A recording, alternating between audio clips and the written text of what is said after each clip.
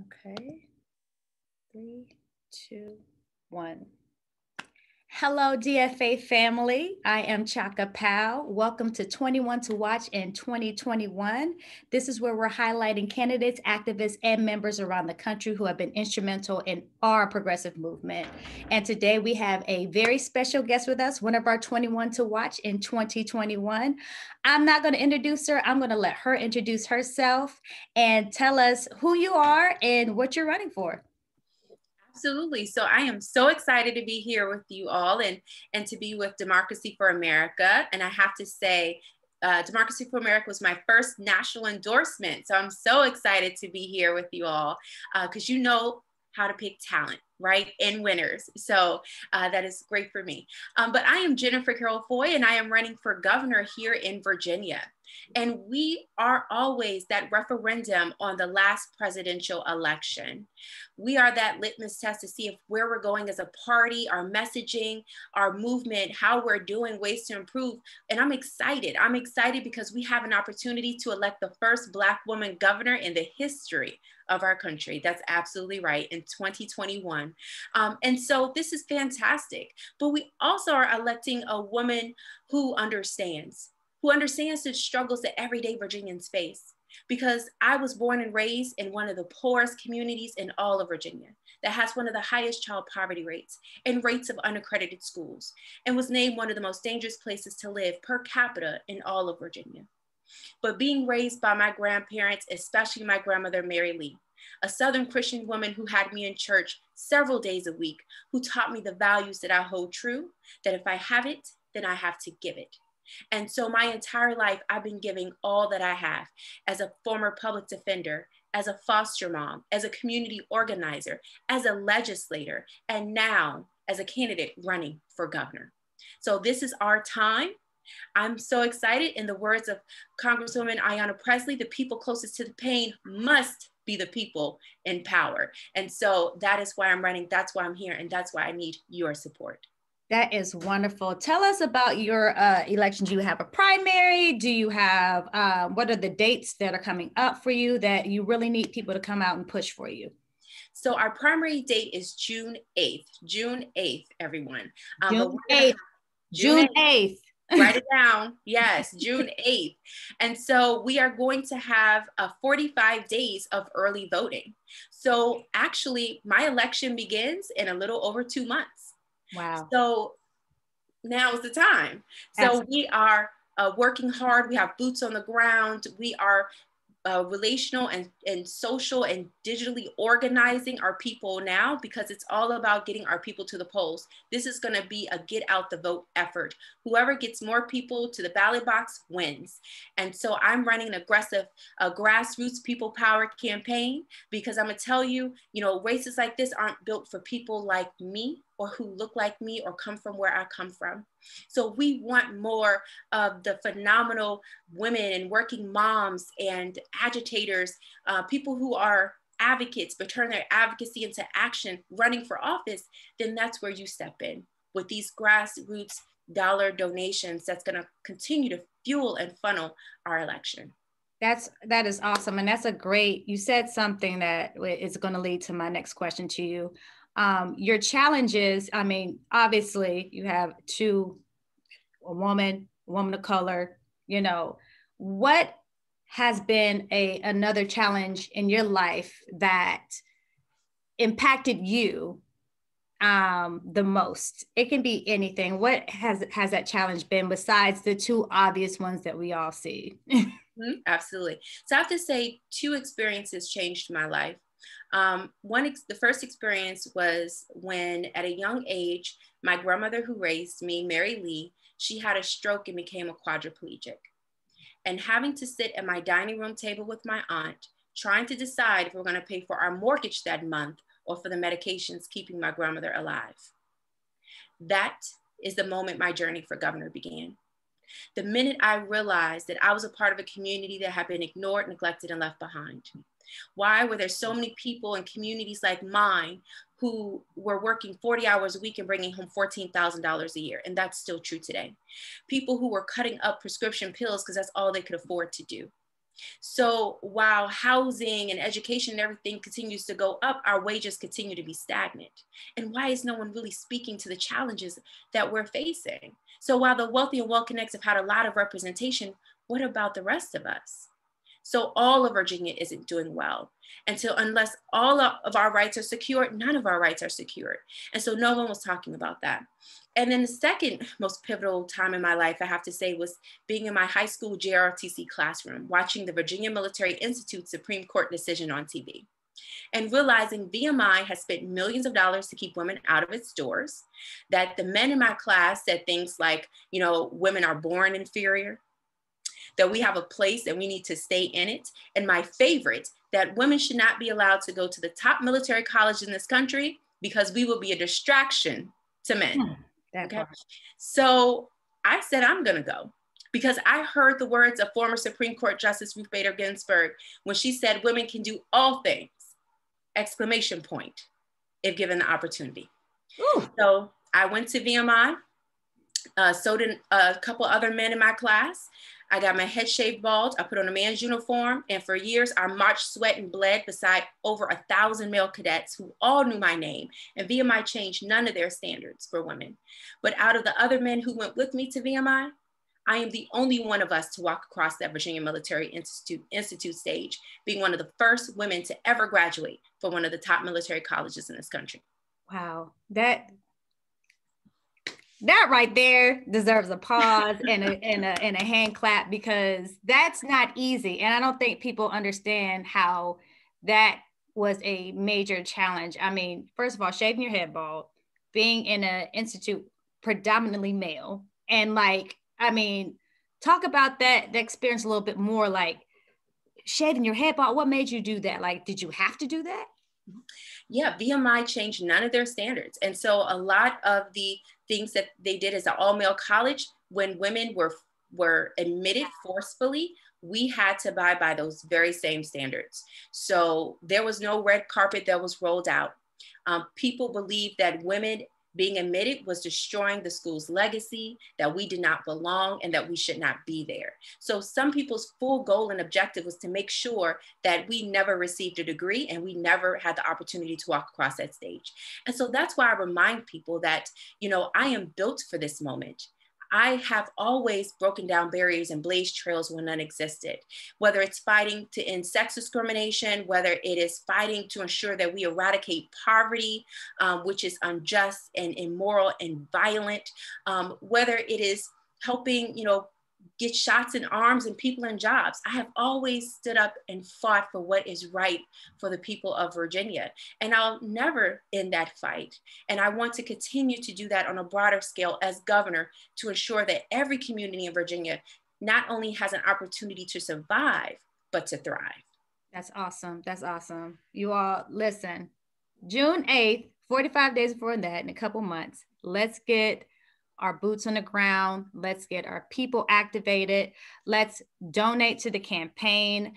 Just want to remind you all that the link for her website will be at the bottom of the screen. So please click on that. I just wanted to pause and just keep that date in your mind, because it's really important that you all remember that. My next question to you is, what is something about your race that you want our members to know? What's that important factor? It can be more than one thing, but what do you want specifically our members to know about your race? What's important about this race is that we have a pivotal moment. We have a pivotal moment to elect a woman who has a record of getting things done for the people of Virginia. I have fought and passed the Equal Rights Amendment, making Virginia the 38th and final state needed to enshrine women's equality into the Constitution. Did a bus tour throughout Virginia along with our advocates, and was able to do that and get it done when people said it couldn't be done. I also helped to end pregnancy discrimination, to ensure that women no longer have to breastfeed in bathrooms and in hallway closets. I've passed bills to diversify the teacher workforce, which Virginia Education Association is calling one of the most pivotal bills to ever be passed here in Virginia. So I've been fighting the good fight, putting in bills to increase our minimum wage to $15 an hour that's tied to the index, cleaning up toxic coal ash all throughout Virginia, and chief co-patron a bill to make us the first Southern state to have 100% zero carbon emissions standard. I say that to say this, that I am battle tested. My shoulders have been broadened, my back is strong to carry the Commonwealth. And you know that I will be a principal person in power because I'm in this for the right reasons. I am the only person who's dedicated my entire life to service as a public defender and a foster mom and a community organizer, that I have a record of getting things done, passing the most robust package of bills to help women and workers and unions in Virginia's history. And we're ready to move forward and not back. We have to shake up the status quo in politics as usual that has oppressed so many people in Virginia. And that's why we need a new leader with a clear vision and bold transformational ideas and solutions to move us forward. That's awesome. That is awesome. That's Jennifer girl. I just feel it. I'm getting chills just hearing you speak because it's coming from a place of genuine. It's coming from a genuine place. And I mean, you've been in service, you've served the people and you're continuing to serve the people. I know you talked about your grandmother and how she was a major reason why you got into politics, in that situation, that unfortunate situation that happened with your grandmother. But tell us something that in the state right now, like what's going on in the state right now that is like really like, okay, we got to hone in on this. We got to buckle down on this, or, you know, this movement's going to stall in our state. Absolutely. So right now I'm fighting to end corporate corruption here in Virginia.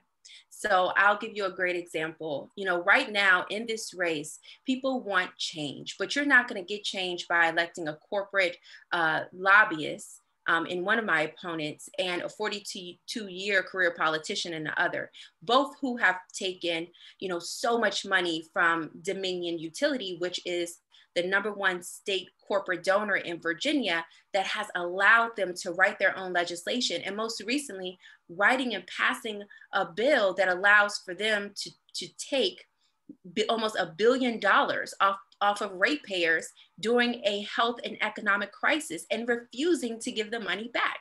Listen, as a public defender, I've never had a client who took something that didn't belong to them and then the judge said, you know what, you go ahead and keep it. That's not how the system works. And so we have to end politics as usual here in Virginia because they have special interest groups and lobbies have a stronghold on Richmond, stifling progress. And the amount of money that's funneled into, you know, some of these races by corporations and lobbyists is adding to the feelings of dysfunction and distrust that so many people feel, because corporations are giving millions of dollars, drowning out the voices of millions of Virginians. And that's why you matter. That's why what you give matters, because I don't take corporate donations from people like Dominion and monopolize utilities. I'm here to fight for the people. I will always put the people interests above corporate interests. So that's something that we are fighting diligently for right now, because that's the only way we're going to get a true $15 minimum wage that's tied to the index. The only way we'll have collective bargaining for teachers. You know, the only way that we'll continue to address the inequities in our healthcare, in our education, our environment, in our economy. We have to have a principal leader in position of power who's going to stand up and mean what she says and say what she means. So that's what is on the line here in Virginia. Not only us keeping the majority, but also changing the tone, tone, and agenda for how we fight and who we're fighting for. That is, I just want to just, y'all, she's the real deal, real deal. I'm not just saying that, like, you're really, like, you are on point and you really align with our DFA values. And that's why we endorsed you. That's why you are one of our top endorsed candidates, because you do align straight with our, you know, with our values. So with that being said, what has this endorsement done for you? What has it done for you personally, the team, your campaign? Like, talk about that a little bit. So yes, I was on a Zoom actually last night, and this is so ironic. And, you know, the guy from California, he said, listen, I saw that you were endorsed by Democracy for America, and that's enough for me. And I am supportive of your campaign. And so that's what we're looking for. That is fantastic, because what that says is that you all mean so much to so many people. And they know that you will only endorse people whose values are in line with yours. Real people who are about helping real families in a real way. And so Democracy for America is here to only promote the people that need to be in these positions of power to help effectuate change. And that's what this is about. And so I am just honored and totally blessed to have your support and to have the endorsement of Democracy for America. And that's what it does. It brings people who otherwise don't know about our campaign or who aren't familiar with them over to our side. And that's what we're going to need, because again, elections begin in Virginia in a little over 2 months. Absolutely, absolutely. A little over 2 months, and then election day is June 8th. You all, please have that on your calendars, mark it in. If there's any help that she needs, please be out there helping her, getting the word out. And I know things have changed a little bit because of the pandemic. Talk about that a little bit. How has campaigning changed? I know since your last campaign, how's it changed in this one since the pandemic? So some principles are the same. So in 2017, when I first ran for office for the House of Delegates as a legislator, I was pregnant with twins my entire campaign. Wow. Yeah, I was outraised 4-1. My opponent had every endorsement imaginable, and I was flipping a seat from red to blue. And so when I tell you that I know how to run a dogged campaign, this is no different. Absolutely. And so, I know that we're going to win this by running the most aggressive field campaign that follows CDC standards and guidelines. And that is going to be our way to win. That's how they did it in Georgia. And that's how we're going to do it here. So the majority of the people on my team just came off of 2020 elections. So they know how to run and to win during COVID, which is important. So it's all about relational organizing and digital organizing. It's about the text messages and banking, the phone calls, being where people are when they're sheltered in place, which is on social media, on their phone, checking their mail and their email, and that's where we're going to be.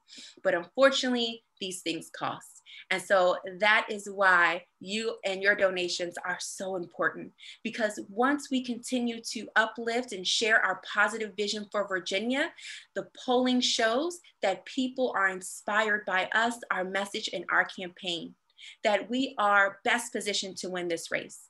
But again, we need as much help as we possibly can. This is an all hands on deck moment.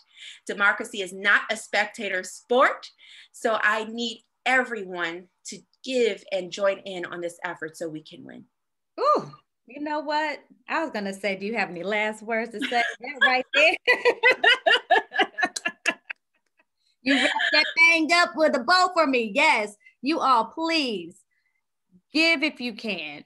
Lend your hand if you can. Talk to your friends. Mark it in your calendar. Tell your friends about it.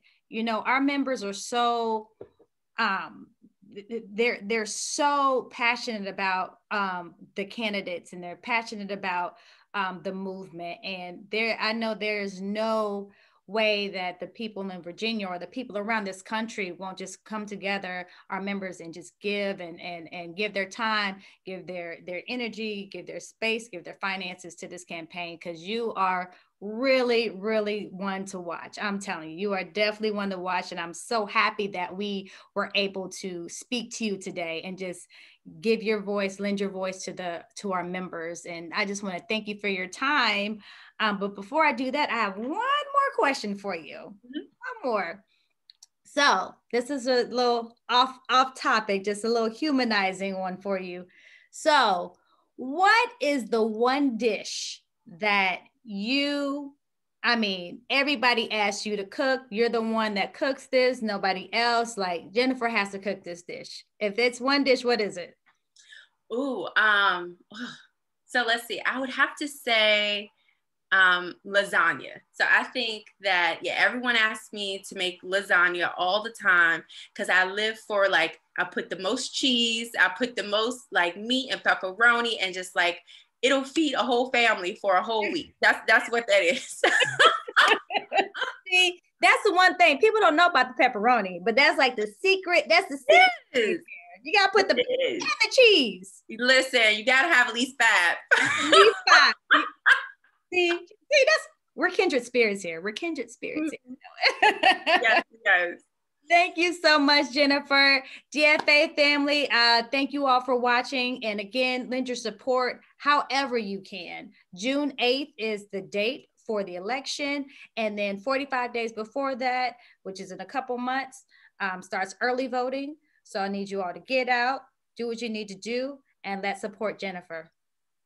Absolutely. Let's go and let's win. Thank you so much. Thank you. Okay, let me stop.